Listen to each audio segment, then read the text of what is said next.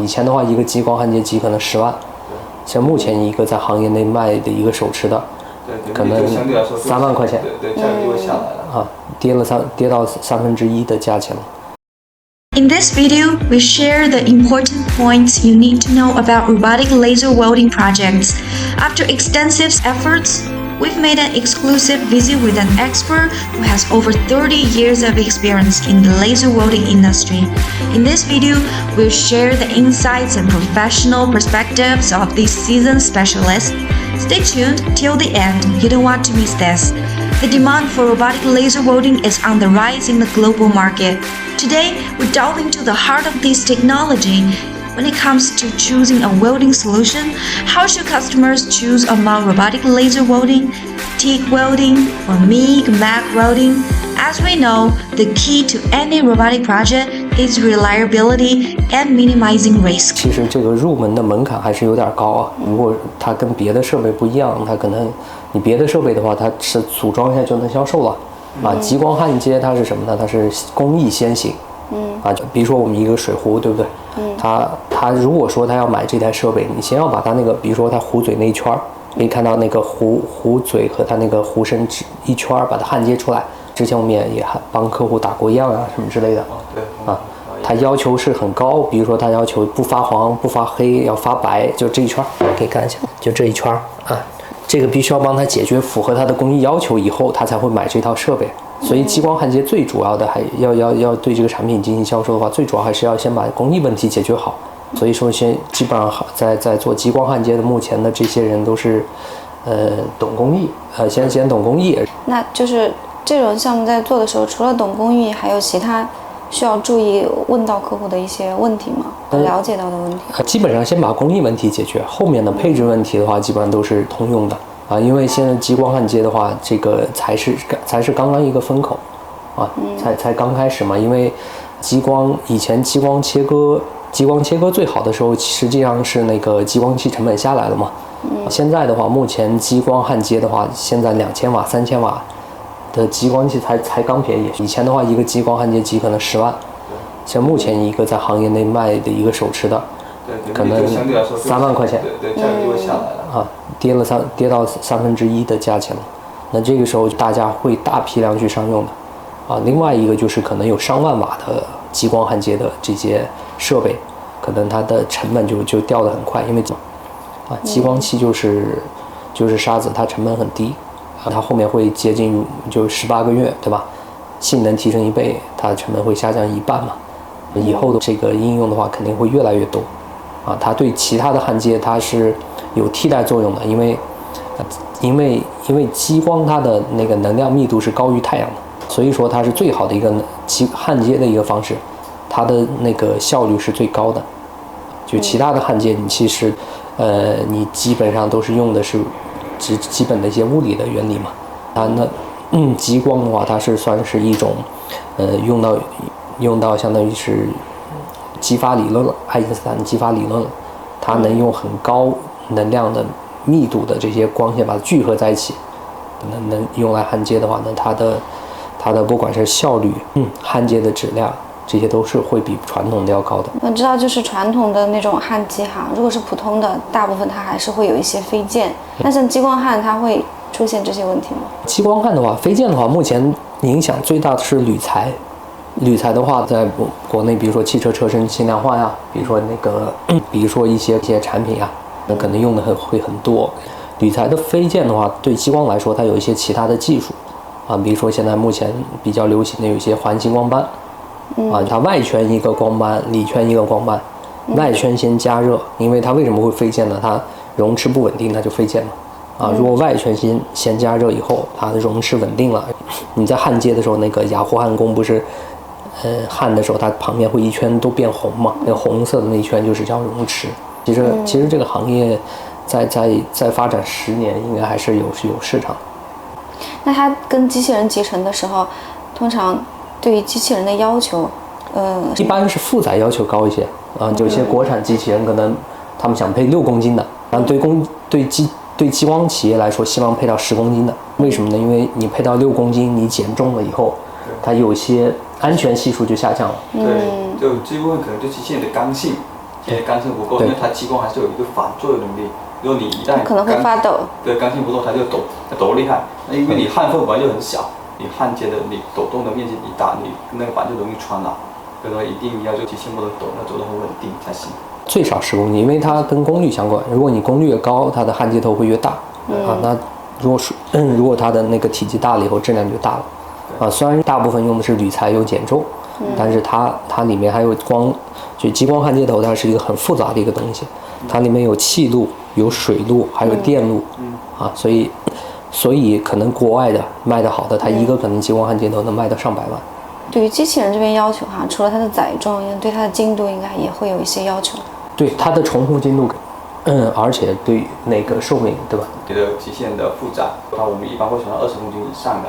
不过另外一方面，对机器人精度方面来说，它一旦你刚刚说了，就说它的缝很小，你一旦精度有问题，你走到的轨迹是很不完美的，可能就不是对着缝了，你可能走着走就走偏掉了，正负0.05。正负0.05，现在基本上就是的，应该还有用，应该还有一点就是用的机器人还是焊接版的。用一般工业化它没有焊接板，你调试起来就会很麻烦。特别是激光的工艺还是有些特殊的。那所以这种激光焊接的项目最好前期还是打一下样。必须要打样，不是最好是要打一下样，必须要打样，不打样不能销售因为激光的话，它还有真离焦，它有它的焦点不一样，对吧？它有正向的，有负向的。这个你说的是正离焦，很专业的词汇。就比如说你眼睛看的时候，你看的是模糊的，它下去以后，它还有一个焦距。对于根据焊接要求，对于工艺会有一个调试。那刚刚有提到一点的激光，这个工艺它相对来说会也比较复杂，而且它要求的精度比较高，所以说它对客户的来料情况要来得比较好。其实激光这种已经存在使用很久，或者在国内没有大批量去推广，就是因为客户的来料不行。就是说以前很多，比如说我切个管嘛，很多是水切的，那现在开的都是有激光机，是吧？用激光去开料，那种精度来料就很好了。那这样子满足你去做激光焊接的这个要求。如果你这样子对焊接都一样嘛，你无论是做气保焊、摇焊，那对你的来料都是有一定要求的那只是说激光要求会比摇焊、比气保焊要求更高。这一点。激光焊接更多应用的是哪些行业的产品？他们会应用到激光焊接呢？金属类型的都可以用激光焊接，因为你只要是要做产品嘛，你肯定要先把它产品先要进行剪裁嘛，剪裁完了要进行，比如说折弯比如说冲压但是最后的环节你还是要把它缝在一起嘛，那这个时候就是要用到焊接了。除了那个你说马斯克做的那个特斯拉那个一体式冲压冲出来，它就是为了减少焊接，就是为了减少那个缝的这个工艺嘛。其他的话基本上用焊接都是很普遍的只是说用哪一种焊接，因为行业中的焊接几百种上千种。汽车行业你比如说你用电阻焊是吧，你用福尼斯的那个 CMT 对吧，这些都是可以的。但是目前来说激光肯定是最高效的，能量密度最高的。为什么前期用激光用的少？最主要是贵，并不是说是它不好以前的话其实很多科研院校航天军工他们其实都在用但是近期是为什么激光焊接越来越多的便宜了以前切割它以前比如说举个例子，一个激光切割机的一个激光器可能十几万是吧，2000瓦十几万，但对于焊接来说，你焊接2毫米的一个板用一个2-3千瓦的就2毫米的板，你这个它就十几万了，那你肯定不划算。但现在一个上万瓦的一个激光器，你就20-30万，你可以焊到大概10毫米，12个厚这么厚的钢板，你的整体项目的这个费用你肯定要就下来了。你看以前的话，一个万瓦激光器可能80-90万所以说你这样算下来一个项目的话，可能200-300万就焊一个10个厚的。比如说我雅虎焊现在也干得很好，或者是说我二宝焊干得很好，那我就没必要上激光焊，是吧？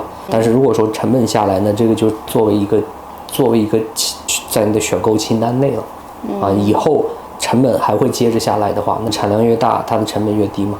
对，而且以前是大部分是国外的品牌，而且后面国产逐步崛起了，那肯定对国外的有一定的冲击嘛，一定冲击。那国外的降价，那国内的更加增加。对，现在其实国外的已经不跟进了，它可能很难再跟国内的这些厂家竞争了。IPG 嘛，价格上没有优势。对对，但是国外的话还是很认可 IPG 的，因为它目前它的那个技术参数里面，它能量转化率是最高的，而且它的品质还有客户信任度吧，应该是最高的。它是俄罗斯的一个品牌，最后在德国还有美国在美国上的市全球当时是最大的激光器的厂家吧，它大概是它当时最高的占有率45%，现在逐步被国产打下来嘛。激光焊它焊出来的效果跟普通的焊接它是好在哪儿呢？激光焊的话，它肯定是因为它能量密度高，那它肯定是让你的那个结晶更完全一些嘛。首先第一个就是它效率高，它大概是3倍吧。那你算3倍的话，这个是非常非常了不得了。对，你生产率提高3倍，你这个就是钱那我就比竞争对手我要便宜。比如说福尼斯有 CMT 对吧？但在激光福尼斯也很贵。那福尼斯是30多万嘛，它是很贵，但是它值嘛。它那种冷金属处理工艺，这是它的优势嘛，而且它建立了汽车行业标准嘛，但是其他人做不到，所以但是对于激光焊接来说呢，要发展到那一天，可能还是再过10年或者再过20年，就发展到像福尼斯处理的那种工艺。可能我们现在焊薄板，但有没有可能以后焊10毫米的，以后焊50毫米的，这个都是在不断发展。技术在，主要是它容值比较小嘛，它不容易焊穿这些。我可以把速度调快，它就不会焊穿嘛。另外一个就是它的容值小了以后，它热变形就会小，因为我们平时还看到那个2宝焊的时候，它一焊一片，受热的地方它都会有热变形嘛。那OK， 激光焊接的话，那它对这个金属的热影响的区域就比较少那这样的话，它热变形量就会小所以对薄板的话，其实激光是非常适合的你看那个在新能源行业里面用的大量。是吧？对，他们在里面做的这些激光焊接，这些薄的这些铜片这些铝材基本上都是用激光在焊接的。对，其实每个行业都用到，其实家电很多产品都是用，因为家电很薄，跟家居很薄，包括现在美的用了很多，是吧？格兰仕用了很多，比如说它微波炉那个框架，不是很多是很薄的板嘛？那基本全部现在都是用激光焊接去做的。也包括就是说你现在说家居的一些凳或者说桌子或者包括宜家家居，现在有很多一些薄的板材，那全部很多都是用的都是激光焊接去做的。Here is the conclusion. 1. The aligning the working process standard with customer needs is crucial. 2. The selection of laser power equipment must be based on the material, thickness, and quality requirements of the welding task. 3. The choice of robot involves considering load capacity, precision, and rigidity, and ideally should come with a dedicated laser welding software package, which many robot companies currently lack. 4. We've also stressed the importance of conducting sample welding tests before confirming a project solution. 5. Market situation of robotic laser welding. Robotic laser welding can be applied in numerous metalworking industries. In China, it's particularly applied in thin sheet welding for new energy vehicles and home appliances. Though it remains an expensive option, however, its costs have significantly reduced in recent years. As laser welding becomes more cost-effective, it's likely to replace a substantial market share of traditional TIG welding, and it's a trend we are already observing. 6. The advantages of laser welding are higher efficiency, better welding seam formation, minimal spatter, smaller weld pool, and aesthetically pleasing welds that could eliminate the need for grinding and other working process. And the disadvantage is its higher cost. So what welding method will you consider for your project? Feel free to share your thoughts in the comments below. And for any inquiries about robot laser welding or other robotic needs, don't hesitate to reach out to us.